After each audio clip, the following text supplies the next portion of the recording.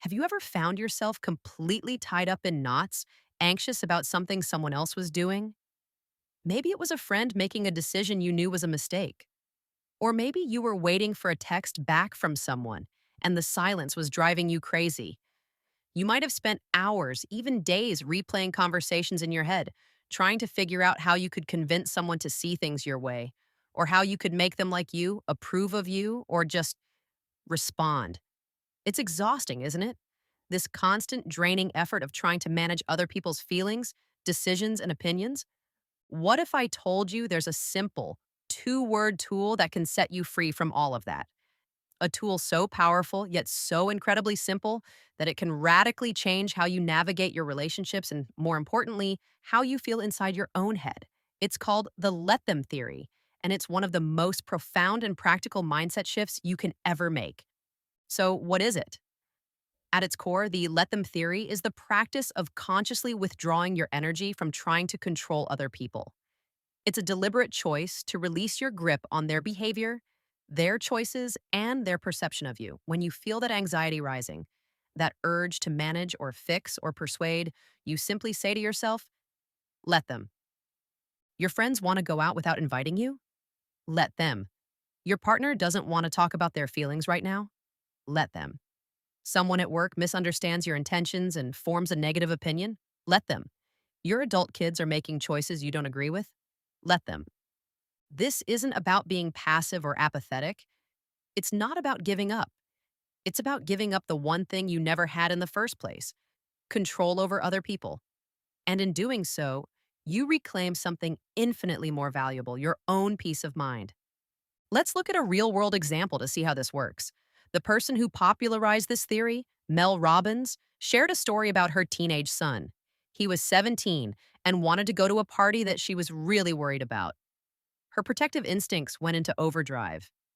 She was imagining all the worst case scenarios and felt this overwhelming urge to forbid him from going, to control the situation to ensure his safety.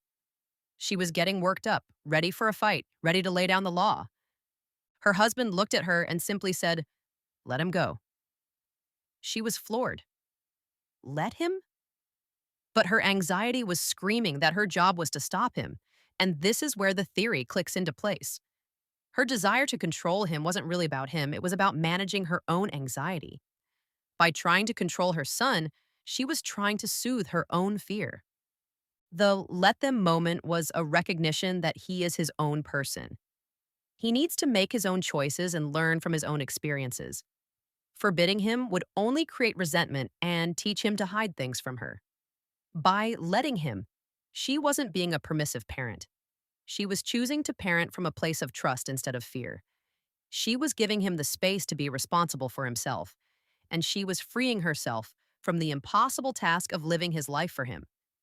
The energy she would have spent fighting and worrying was instead channeled into having a calm conversation about being safe and trusting him to make good decisions. That's the theory in action. It shifts you from a position of resistance to a position of release. Now, this theory goes even deeper when it comes to your social life and relationships. Think about how much energy we spend worrying about what other people think. We curate our lives, our words, and even our dreams based on the fear of judgment. You want to start a new business, but you're afraid your family will think it's silly. Let them. You want to post something online you're passionate about, but you're worried your friends will roll their eyes. Let them. The let them theory acts as a powerful filter for your relationships. Imagine you're planning a birthday dinner. You invite 20 of your closest friends. You're excited, but as the day approaches, the excuses start rolling in. One person has to work late, another forgot they had other plans, a few don't even bother to reply. The old you, the you without this tool, would be devastated. You'd take it personally. Don't they care about me? Am I not important to them? You'd spend the whole night feeling rejected and hurt. Now, let's apply the theory. You send out the invitations, and then you let them. You let them decide if they want to come. You let them show you through their actions what their priorities are. You're not chasing them, reminding them, or trying to guilt them into celebrating with you. On the night of the dinner, you look around the table. Maybe there are only 6 people there. But those 6 people moved mountains to be there. They are the ones who truly wanted to celebrate you. The theory didn't change who showed up. What it changed was your perception. Instead of seeing a table full of empty chairs representing rejection, you see a table full of people who are genuinely invested in you. The theory reveals the truth of your relationships. People's actions will always tell you who they are and where you stand with them. Your only job is to let them and then to believe what their actions are telling you. It's not about punishing those who didn't show up, it's about pouring your energy and gratitude into those who did. This is a crucial point. The let them theory is not a cynical defensive wall you put up to protect yourself. It's not about saying, fine, I don't need you anyway, in a fit of pique. It's a serene, empowering tool for clarity. It helps you detach from the outcome, but not from the people. You can still love someone deeply, but let them be wrong about you. You can still want the best for someone, but let them make their own mistakes. The separation is between caring about them and caring for them in the sense of taking responsibility for their lives, feelings, and choices. You are only responsible for your own character, your own integrity, your own actions. You can be a kind, loving, and supportive person and still allow others the dignity of their own journey, even if it's a journey you wouldn't choose for them. When someone disappoints you, it's because their actions didn't align with the expectations you had for them. The let them theory isn't about lowering your standards. It's about letting go of your expectations of how other people should behave. Your standards are for you. You will be a friend who shows up. You will be a partner who communicates. You will be a parent who trusts.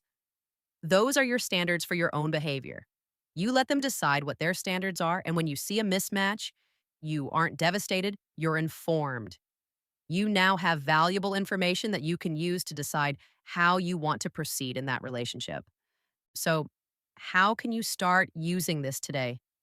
It starts with noticing that feeling, that tight, anxious, controlling feeling in your chest.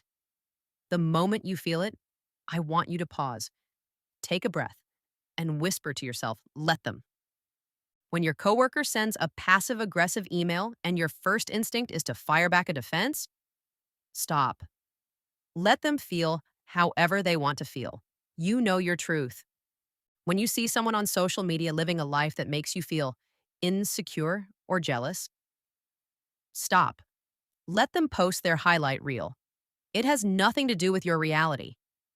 When a family member offers unsolicited advice about your life choices for the 100th time, stop, smile, and let them. You don't have to argue, you don't have to defend your life.